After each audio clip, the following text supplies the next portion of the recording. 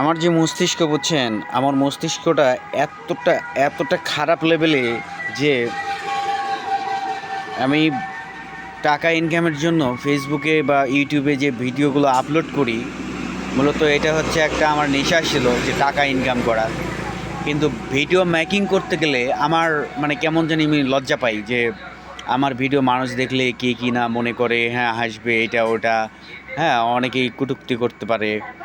এই সব শরমে মনে করেন যে আমি ভিডিও মেকিং করতে পারি না, হ্যাঁ আমার ভিতরে আমার মানে পিছু টান দেয়। কিন্তু আমরা ফেসবুকে যাদেরকে দেখি, দেখেন যে যারা পাইলট, যারা ফ্লাই করে বিভিন্ন দেশে, তারাও ভিডিও বানিয়ে কন্টেন্ট তৈরি করে আপলোড করছেন।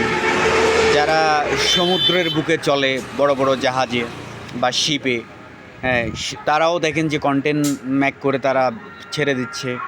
তারপর হচ্ছে যারা কিনা প্রফেশনালি ডক্টর, হ্যাঁ উচ্চ হাই এডুকেশন পার্সনগুলো, যারা উচ্চ শিক্ষায় শিক্ষিত, ওনারাও হচ্ছে যে আপনার ভিডিও মেকিং করে আপলোড করছেন।